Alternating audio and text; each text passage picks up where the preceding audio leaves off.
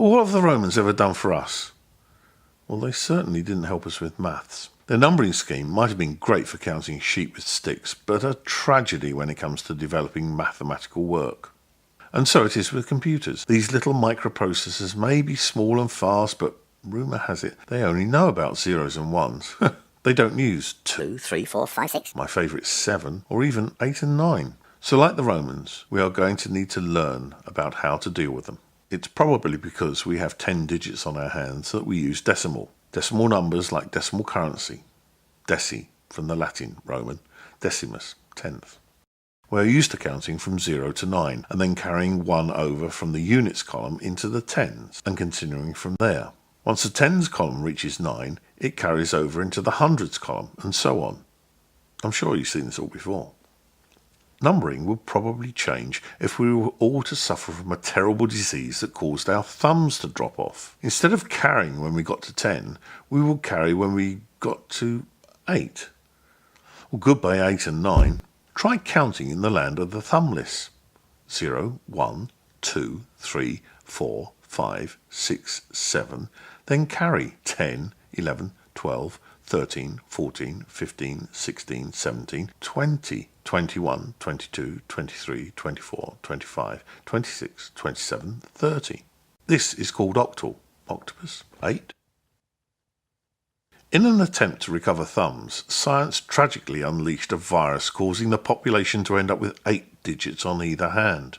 The effect on counting meant that we had to invent extra digits before carrying over into the next column was allowed. Lazy folk simply suggested using the first 6 letters of the alphabet, so we ended up with 0, 1, 2, 3, 4, 5, 6, 7, 8, 9, A, B, C, D, E and F. Carry 10, 11, 12, 13, 14, 15, 16, 17, 18, 19, 20. No, 1A, 1B, 1C, 1D, 1E, 1F, carry 20, 21, and so on.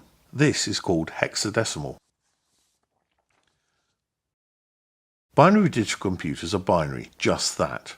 The bi meaning 2, as in biplane, bifocal and bicycle. Without the majority of figures we are used to, the dear old microprocessor has to do without and learn to carry far more often. It works in exactly the same way. 0 plus 1, 1.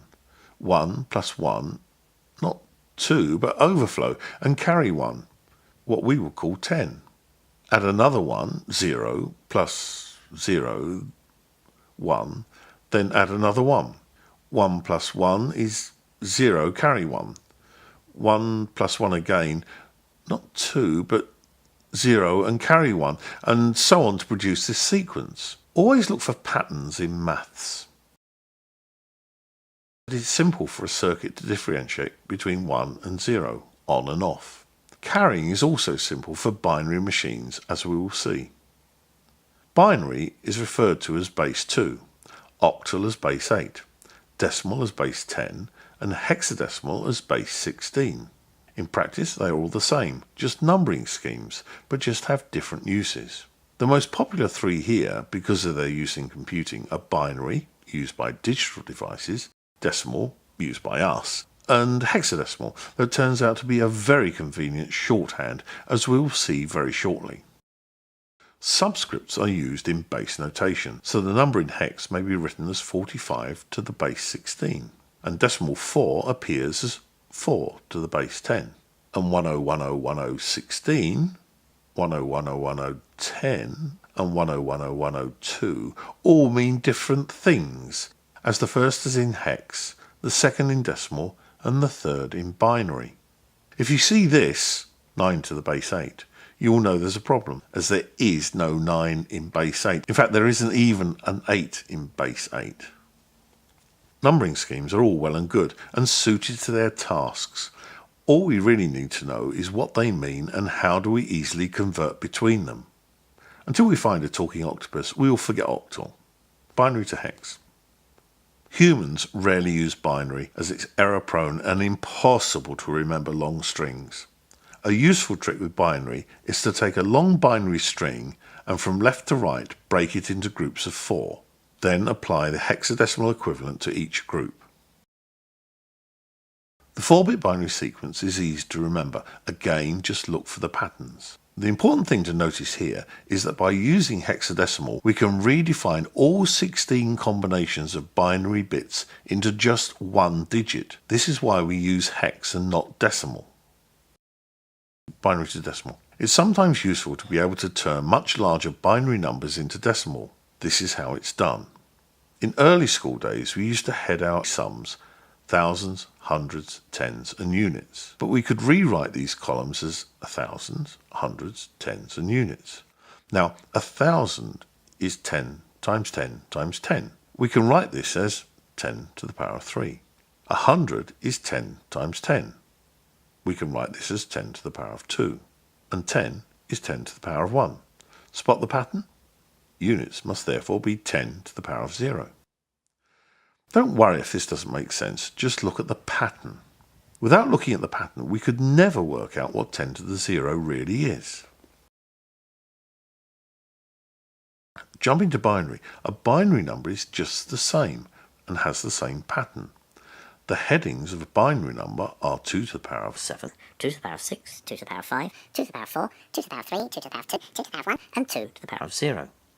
If we replace these headings, 2 to the power of 1 is 2, 2 to the power of 2 is 4, 2 to the power of 3 is 8, and 2 to the power of 4 is 16. Putting a binary number under these headings, we get the 1 in the 1 to 8 column says yes to 1 to 8. The 0 in the 64 column says no to a 64. The 1 in the 32 and 16s says yes to both these columns, but there's a no in the 8s column. There are 1s in the 4 and 2s columns, so yes there, and finally a 0 in the 1s column. Add all of the column values that have 1 in them, and we have 128 plus 32 plus 16 plus 4 plus 2 gives 182. So 10110 to the base 2 is 182, or 182 to the base 10 as we can now say and write. Decimal to binary. With one binary bit we can define two states, on or off, 1 or 0. With two binary bits we can define four states, 00, 01, 10 and 11. With 3 bits we can define 8 states, 000, 001, 010, 011, 100, 101, 110 and 111. Every time we add another binary bit we double the number of states we can describe. It's useful to be able to say, or even state that the number of states that can be described by n bits is 2 to the power of n, so that if n is 8, we can describe 256 states. With 9, it's 512, 10, 1024, 11, it's 2048. See the pattern again? This works as a useful starting point if you're given a decimal number that needs to be converted into binary. Let's take an example, 884.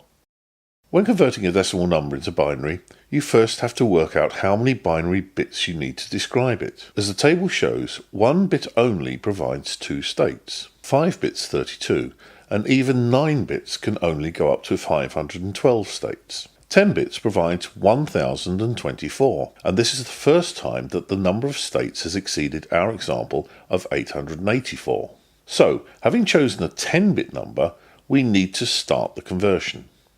Here is one method of learning how to do the conversion, and once it's understood, will provide you with a quick, simple and foolproof solution. Write out the column headings and the number 884.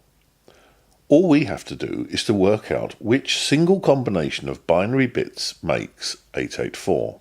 Work from left to right, asking the question, how many 1024s in 884? None, so place a 0 in the 1024 column and subtract 0 times 1024 from 884 to leave 884. Move across a column. How many 512s in 884?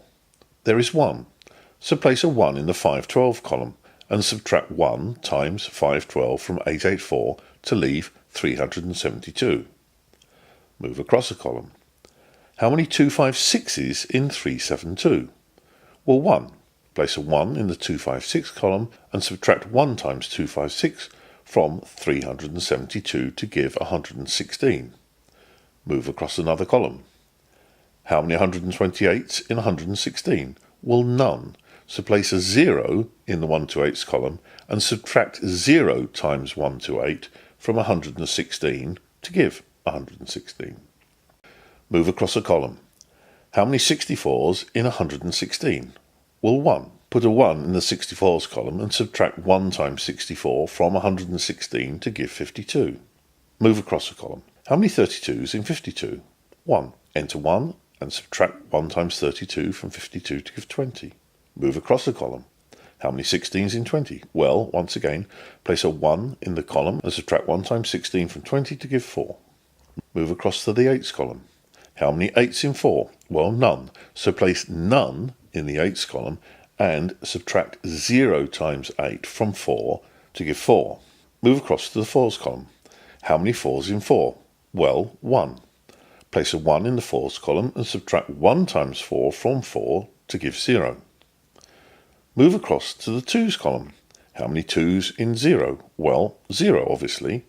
Enter the 0 and take 0 from 0 to give 0. Move across to the final 1s column. How many 1s in 0? Well, 0. With the full 10 columns filled, the task is complete. 884 in base 10 is 0, 1, 1, 0, 1, 1, 1, 0, 1, 0, 0 in base 2, binary. Leading zeros can be dropped. Hexadecimal. The meaning of columns in numbering scheme should now start to become familiar. Going back to thousands, hundreds, tens and units, we have thousands, hundreds, tens and units. 10 to the 3, 10 to the 2, 10 to the 1, 10 to the 0. And in binary, the columns were 2 to the 8 down to 2 to the 0. So the columns in hex must be, looking at the pattern, 16 to the power of 4, 16 to the power of 3, down to 16 to the power of 0. Let's take the following example to convert a hexadecimal to a decimal number. A3F2C to the base 16 equals A times 16 to the power of 4, plus 3 times 16 to the power of 3, plus F times 16 to the power of 2, plus 2 times 16 to the power of 1, plus C times 16 to the power of 0. which equals 10 times 16 to the power of 4, plus 3 times 16 to the power of 3, plus 16 to the power of 2, plus 2 times 16 to the power of 1, plus 12 times 16 to the power of 0. equals 10 times 65,536, plus 3 times 4,096, plus 15 times 256, plus 2 times 16. plus 12 times 1, which equals 655,360 plus 12,288 plus 3,840 plus 32 plus 12 equals 671,532.